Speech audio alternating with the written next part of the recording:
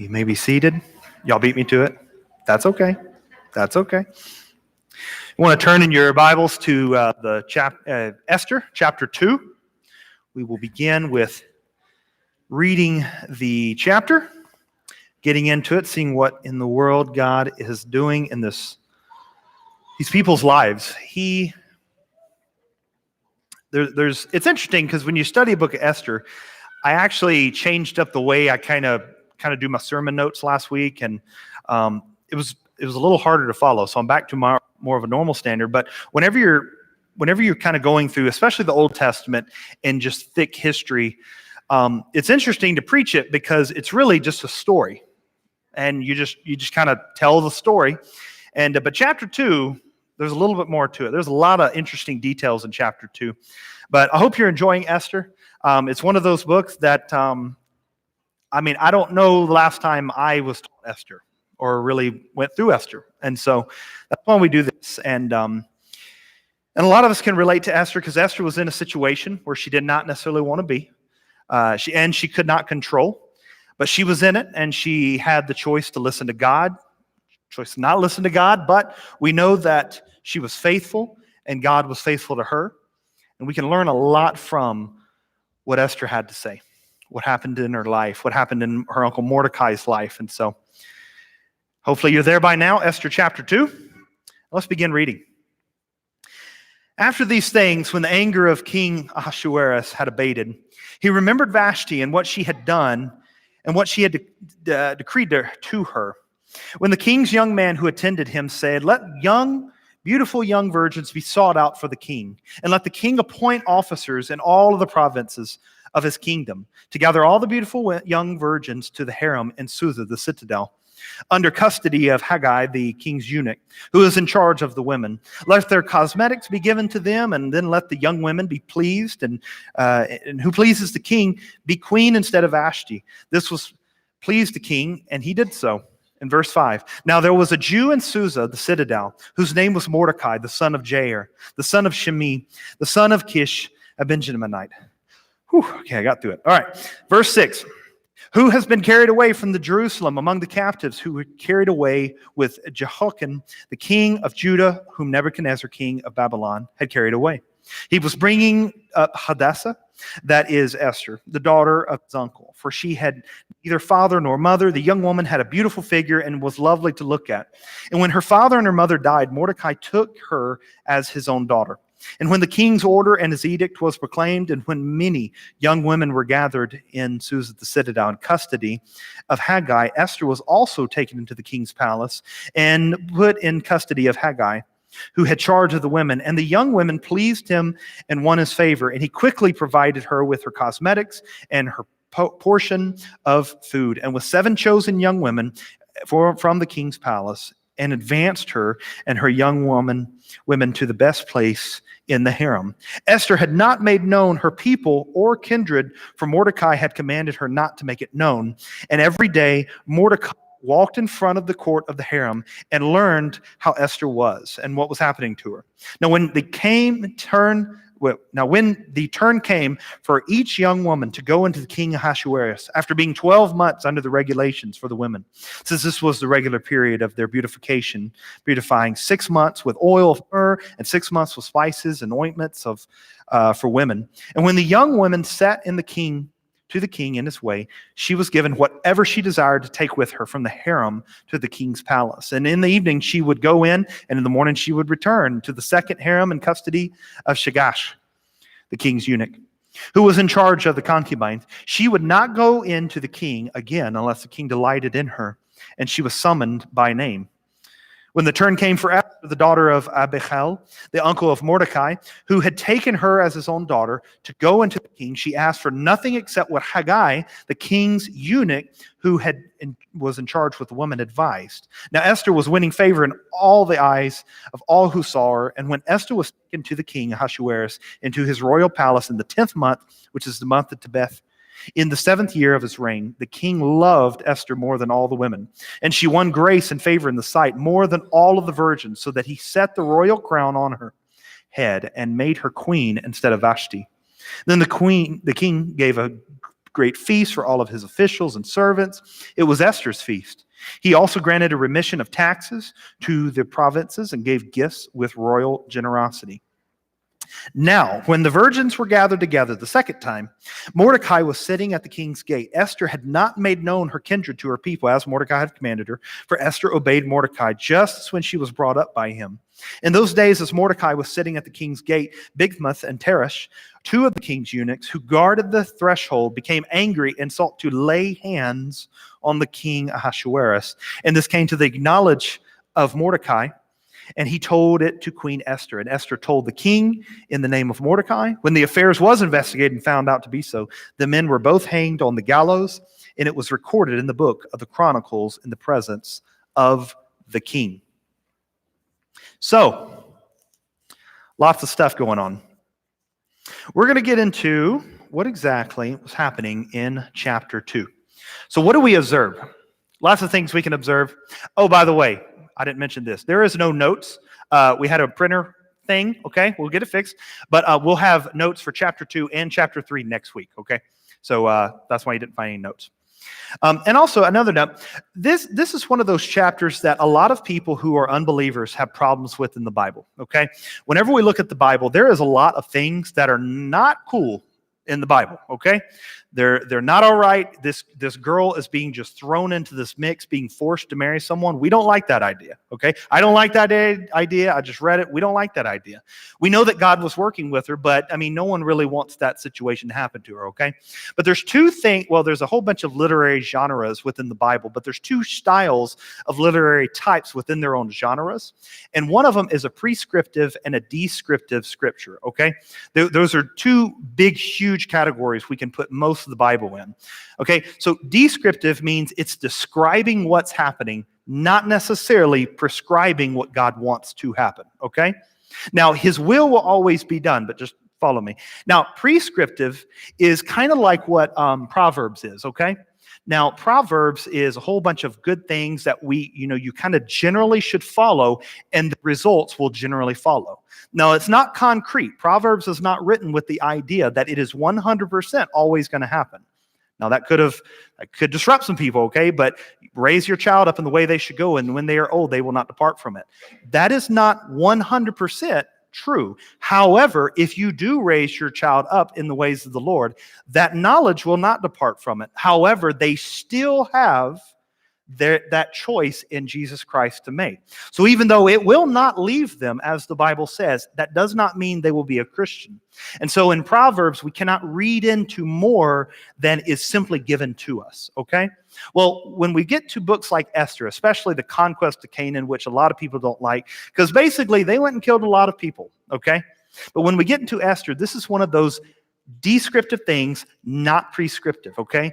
God uses humankind. He uses our motives. He uses us to further his will, and he has the overall sovereign hand upon every single thing in the entire world. However, when we see these things, it doesn't prescribe that it was good. It's describing that it happened, okay? When you see in the law, people shouldn't have more than one wife. But look at all the Old Testament people. They had tons of wives, okay? That is a descriptive thing, not a prescriptive. God is not condoning everything that is spoken. He is telling you what happened, okay? But like in theology, for instance, when we get to New Testament, very thick theology in Romans, that is a prescriptive thing that he's also describing. This is what was going on, but this is what I want you to believe in, okay? So those are two kind of different things. So whenever we look at Esther and we look at this girl just being forced to marry this guy, that obviously, if there was not evil in the world, if Adam and Eve hadn't sinned, Esther probably would never happened. This girl wouldn't have been forced to do that. However, God, using humanity, will describe what goes on, but not necessarily condoning every action of every righteous person. That is why David, having Bathsheba, a sin, is later on told to be a righteous man. Because yes, he did fall. However, he repented. We see that in Psalms. And he became a righteous man in God's eyes. Although he messed up, he was still found righteous at the end. Luckily, that rule applies to us as well. You can sin and you can mess up and you can go way off the deep end, but God in his rich and mercy brings us back, and we can found to be righteous before him. So I just wanted to add that. We're going to talk a little bit more in depth whenever we get into Proverbs in a few years, but let's keep on going. What do we observe? Now you see, let the beautiful young virgins be sought out for the king. Now, obviously, these are all virgins. They're younger girls, not the high schoolish times. We believe that Esther was probably within her 20s of some sort. That's a whole long explanation. We're not going to do it right now. You can look that up. But they believe her to be somewhat like within 20, 21-ish time frames. But no one could touch the queen at all for any reason. Now, what's crazy is that the other ladies that didn't make the cut, when Esther did, those girls could never be touched again at all either. They were still his wives. They were actually married into wifehood. However, Queen Esther was a queen, very different from a wife. And so that's whenever you saw that they said, like, bring the young virgins, and then, hey, this guy was in charge of the girls, then this guy was in charge of the concubines. Well, a lot of times that's what the other girls would go into, okay? Once again, this is not something God would want to happen. It's describing the sinful nature of mankind and what was going on.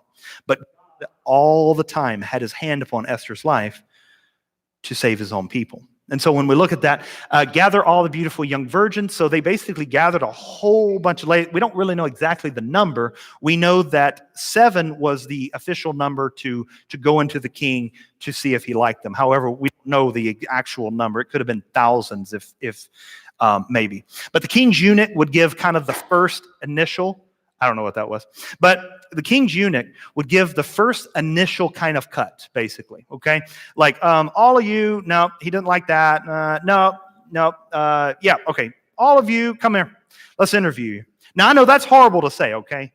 But that's honestly the way it was. That's the way Persian queens were picked. That's actually the way pretty much anyone that did not follow God, that's how their queens was picked. Up until about Roman times, queens did not have a lot of power. A little bit in the Spartan territory, they actually revered their women a lot better than most cultures. But up until Rome, it was still very a separate kind of system. And so we don't apply that today. And then it says, let the young woman who pleases the king be queen, okay, instead of Vashti. Now, they're basically having tryouts who was going to be the queen. Now, this queenship, as you'll see in later chapters, it wasn't to give her a position of authority to be an authority. It was to give her a position to be queen. Now, consider all this. Consider that you're Esther, all right? You're meeting this guy for the first time on somewhat of a wedding night. Meeting him, okay? Now, you probably knew of him, but meeting him, and he's going to pick you or not pick you. And if he doesn't pick you, you can't get married. You can't go on with your life. You're kind of stuck in that system. But if he does pick you, you're going to be queen, but you really can't even go before him like his own wife. Not that system, okay? So whenever we see that she's going into him in later chapters, this is not, hey, honey, it's if he does not accept me coming before him unannounced, he can kill me, and then he'll just start the whole process over. It does not bother the king at all.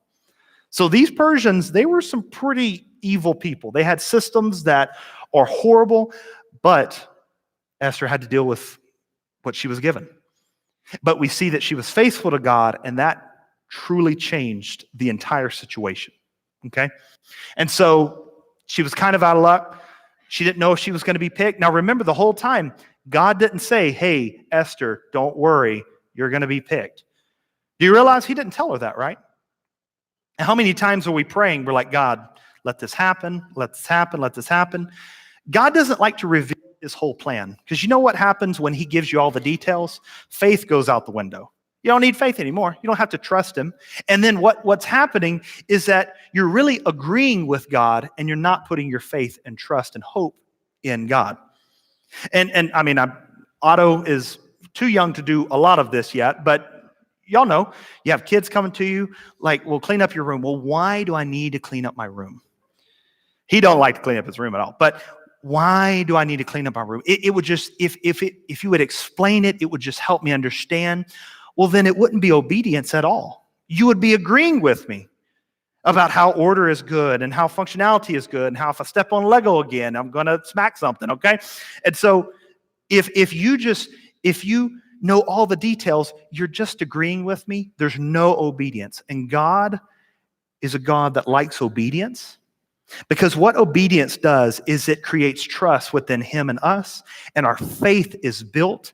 And when our faith is built, those harder trials down the road, that's what he's building up to. He's building, hey, look, God, I took all of this. This is nothing. I know Satan says one thing, but you say another. And he brings out faith and trust in himself and us. And so she didn't know all of these details. She didn't know she was going to be picked. She probably didn't even really know what was going on. Like why are we taking 12 months to put an ointment on? Okay, myrrh and spices and stuff. I don't even know what that means. Spices are kind of weird, but she had a 12-month purification process to go before the king, and may not make the cut. May not be able to get married. May not be able to live a normal life. She'd basically be a slave at that point. And she has no control over the situation. Luckily, in her life and our lives, God has the control over our situations. And so, what do we see? We see had been carried away to Jerusalem. Now, this is interesting. This is kind of connecting back to Daniel, Ezra, and Nehemiah. It says, now there was a Jew in Susan's citadel. His name was Mordecai. We talked about in the first sermon that Mordecai was probably transliterated from Marduk, which Marduk is a Persian god. So he kind of had like a transliterated kind of special name for a Persian god. And we do see evidence of Mordecai within actual Persian documentary history. And it says, though, that he was the son, Shimei, the son of Kish, a Benjaminite. So we know what tribe Mordecai was from. Well, he was related, obviously, to Esther. So Esther probably was a Benjaminite, okay? Now, who else knows who was a Benjaminite in the New Testament? Paul the apostle was from Benjaminite ancestry. So Esther and Paul, through a really crazy series of events, was actually related within their own tribe system. So kind of a neat detail. And so who had been carried away from Jerusalem among the captives, carried away by the Jehoiakim king of Judah, Nebuchadnezzar, king of Babylon, had carried away. Now, where do we see Nebuchadnezzar come up in? Daniel, the book of Daniel. Daniel is carried away just like Mordecai, maybe within the same time frame. And Daniel sat underneath the king Nebuchadnezzar and found favor in his eyes for interpreting the dreams. So Mordecai went through the same thing that Daniel was going through. Now, we do see evidences that Mordecai was actually some form of head over, kind of like an official in the land. He got special permissions to do a lot of things in his life. That's actually in Persian documentation. And so we know that Daniel was trained to work in the kingdom. And Mordecai, it seems, was actually trained to work in the kingdom as well. Now, I don't know if he was a part of the whole group, but we know Shadrach, Meshach, and Abednego, they were a part of Daniel's whole training process. So Mordecai and Daniel could have actually went through some of the similar training. And so he was taken away by Nebuchadnezzar, and then we know later on he fell to the Persian Empire, which is where Esther is. Okay, so Daniel, Esther, we see Ezra and Nehemiah later building the city that this Persian king gave them permission to. So all of these people are connected, okay? And so whenever they got carried away, it says when her father and her mother died. We don't know how her father and mother died. However, if they were carried away, it could have been the Babylonians taking them over. That's a possibility. When the Babylonians took over Jerusalem and then they carried some of the people away, it could have been in those attacks that her mom and dad actually died. We don't know that for sure. However, history-wise, it actually lines up pretty good. And so she was raised by her uncle. So it says, when 7 chosen young women. Now, after the 1,000, hundreds, who knows how much, after those ladies got the preliminary cut by the eunuch, okay, who was in charge of all the ladies. Then 7 ladies were chosen, and then one by one, after the 12th, the purification process, they were brought in to the king one night at a time. And if the king liked you, he would tell you to come back. If he didn't like you, you may never see that guy again, who is now technically your husband, that no one can touch you. You can't go get married. Hey, I didn't like this guy. Well, okay, I can start a life with some other. No more. So 6 of the ladies actually had that happen to them. So they just kind of lived in the palace. Now you were taken care of. You got to go to all the parties and all that kind of stuff. However, that was it. That was the last time you were ever with your husband again, because you weren't queen. Queen was very special. Queen was a certain situation. And we see that God helped Esther to become queen. And so, you see in verse 10, Esther had not made known her people or kindred. Now, we know that over and over again. I think it says it 3 times in chapter 2. Mordecai told her not to let your kindred be known. Now, we don't really have a good reason why that is in the first place. However, we know later on, Haman was trying to kill all the Jewish people. Now, wonder if Satan knew all of God's tricks. You realize he doesn't, right? Satan knows nothing in comparison to God, okay? We do have this comic book style, like the good versus the evil. They're not on the same playing field at all. They're not even close. God is so far above Satan and so out there. He is a different entity within himself. God is supremely all-powerful, all-knowing, everywhere all at once, beyond space and matter and time. And Satan is a defeated, created being. That's who Satan is, okay? But whenever we see Esther had not made her people know, wonder if Haman knew that Esther was a Jewish person. Would he probably try to get rid of the Jewish people? Well, he probably would have thought at least 1 second more, correct? But see, what God does, as we talked about in the Sunday school, God uses people to judge people. Now, Jesus judges us now, but in the Old Testament times, whenever a land needed to be conquered, he used his people to judge those evil people. Whenever Israel started falling off from God and they started becoming evil, he used Babylonians to judge Israel. So he did this back and forth. Now, this is one of those times that if Haman, an evil man that God wanted out of the picture, he could have struck him dead, he could have done all kinds of things, but what he did is he used his own people. Specifically, he used one girl and kind of her uncle too. But Haman was evil. He wanted her out of the picture. Esther had to be in the right position. But if she was in the position, Haman knew she was a Jew, he would never have risen up. And then the Jewish people would never have been able to defend themselves. We'll read that a little bit later. And so God doesn't tell the enemy all of his plans either. Okay? Now when we see she was given whatever she desired to take with her from the king's palace, the harem. And she would not go into the king again unless she was delighted. But here's what's interesting about Esther. And you know, God was with her and everything, but this was some wisdom from Esther. Okay, look at the last one. She asked for nothing except what Haggai, the king's eunuch who was in charge of the women, advised. Now, if you don't see the wisdom in that, consider that for a second.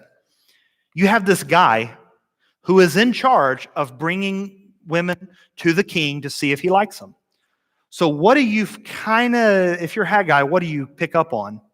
You figure, okay, I kind of get the idea of what the king likes. Okay, I know this kind of person, this kind of style, it's not going to go. So I'm going to bring him what I know that he initially is going to like.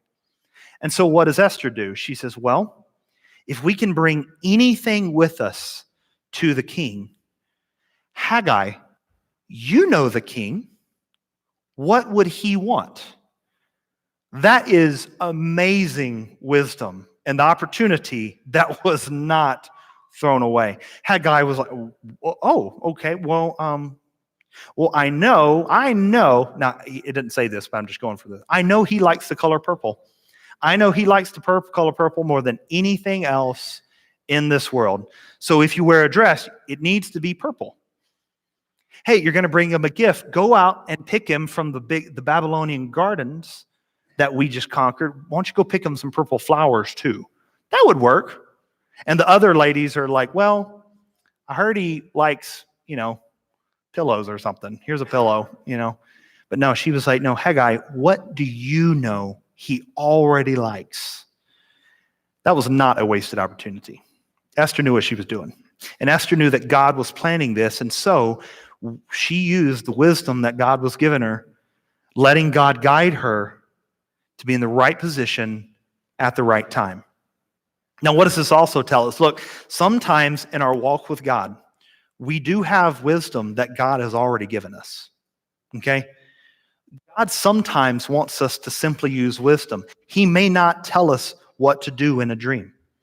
He may not tell us exactly what to do through his word, but he has also given us a mind with creativity to say, hey, you know what?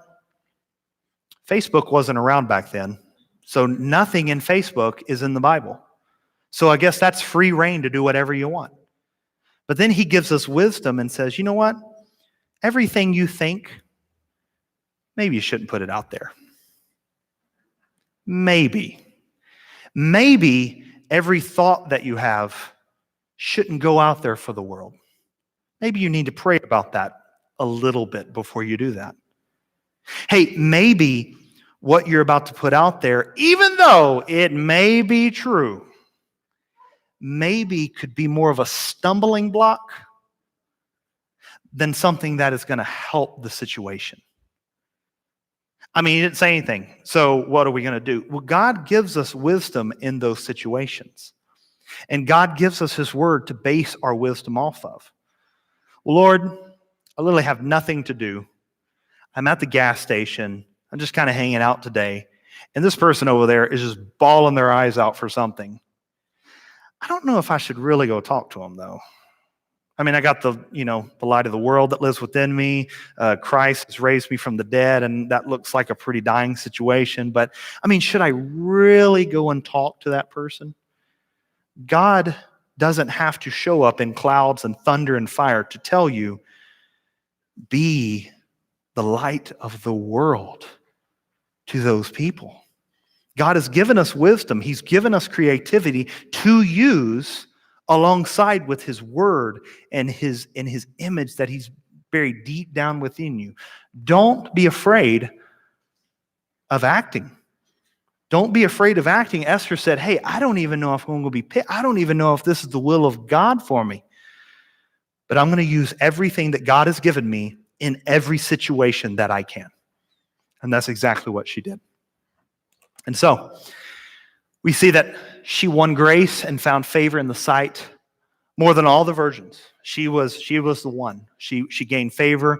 God obviously was giving her favor. She was using that wisdom, and she became the queen. And so then it all of a sudden changes. There's a side note, but would not have been possible unless Esther was queen. We see that Mordecai was sitting at the king's gate. Now, Mordecai, being the uncle, worried uncle, he would go out near the king's gate and ask, hey, have you heard about Esther? Is she doing good? Did she get picked? What happened to her? And then the next day, he would do it again. Well, one of the times he was out there, two of the king's eunuchs that were guarding the area, that were placed in there as guards to protect ladies, protect his whole kingdom, it became angry and sought to lay hands on the king. Now, that's an eloquent way. They wanted to kill the king. They wanted to attack the king. They wanted to kill the king. They wanted to do something to the king. And so came to the knowledge of Mordecai. He was hearing it. He was like, hey, this is not good. If they kill the king, I mean, queens don't last when kings die. That's just a known thing. That's a known fact. Queens do not keep living when kings are dead. And so I need to let Esther know. I need to let Esther know so Esther can tell the king so that this whole situation can be known. So he told Esther, and then Esther told the king in the name of Mordecai. It was found out to be credible, and so it was truthful. And in the very last line, and it was recorded in the book of the Chronicles in the presence of the king. Now, you'll hear about this book a little bit later in a few chapters, so remember that. And so Esther and Mordecai won favor in the king's eyes. Now, I wonder if Esther wasn't a queen. She couldn't have told the king this because she wouldn't have been able to go before him. And guess what? If hey, you didn't pick Esther, well, I mean, king, I don't have to protect you. I owe nothing to you. Could have been a very different story, but she was queen. And so what have we learned through this? We see God going through the purification process would test your trust in God. And God, what are you doing? Could you imagine being this young girl being forced into a marriage to a king. You don't know if you would be queen. You don't know if you would have any opportunity to change the lives of anyone. You really had no power. What else is there, God? Why are you doing this to me? I don't understand the situation. It's outside of my control. Why are you doing this? Has anyone ever prayed that? Because I know I have. I've prayed, God, why is it like this? Why don't you just make it different? But Esther didn't know the whole story. Esther didn't know that God was preparing her for something in the future that only Esther could handle, that only she was in the position to control. And so we see in number 2, God gave Esther wisdom in choosing what the king would like best to be brought with her. Even in the hard times, in places, God can give us help even if we don't see the bigger picture. So, hey, God, why don't you just tell me he's going to pick me? No, Esther, but I'm going to give you a little bit of wisdom while you're getting there, because you're going to have to trust me on this one. Because, hey, guess what, Esther? You're not even going to like the end result anyway. You don't like this guy. You're not in love with this guy. If I told you that, how would that even affect you? But yet in our situations, God gives us wisdom. He gives us the ability to know who he is by his word and then use that to inform our decisions.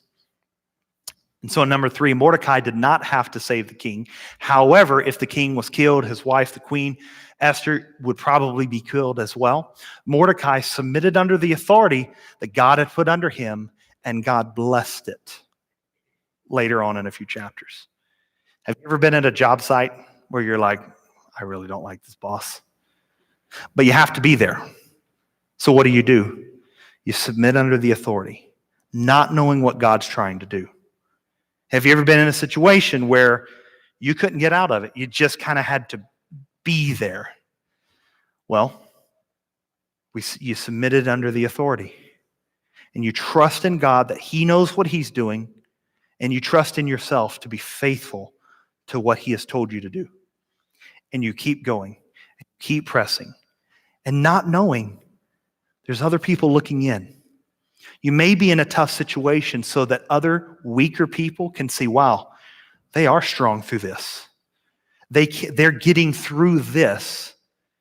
Even though I'm in my situation, like, look at how strong they are. Look at their faith not wavering. Now, they don't like it, but look at their unwavering dedication. Well, maybe I can get through my thing.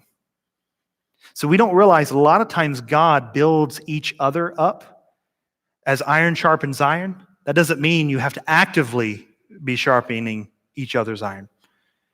It could be you simply, someone seeing you in the distance, hearing your conversations, hearing how you deal with situations, be like, well, I mean, that's nothing like my situation. My situation is a little thing, but if they can make it, I can make it. And that's how God works in our lives sometimes. God puts people in front of us and behind us so we can look and see, wow, look what God's doing. But then we can look behind us and say, look, trust me, God's going to get you through. And Esther kind of was in the middle, like, I'm just got to trust in God. I know that if I become queen, I can do things that I don't even know what I can, but in the future. But then she looked behind her. Well, I could come from a slave and then be a queen. God is bringing me from captivity into being a queen to the largest civilization at that time. Do you realize that? That's a big jump. And so we have to trust in God. We have to have faith in God. We have to believe God. We have to rely on who God is. Because guess what? He's in control. I don't know how he's in control of your situation, but he is in control. I don't know why. I don't know why all the bad things happen. I don't know why all the tough times happen. Some of them are obvious, actually. Some of them we bring on ourselves. We can do, but hey, there's a lot of things you did nothing wrong. It's just life happened. But that's why we stand first on the foundation that God will never leave us nor forsake us. We don't try to pile that on later. Oh, look what God did. He paid this bill. He worked out this relationship. He put this family back together.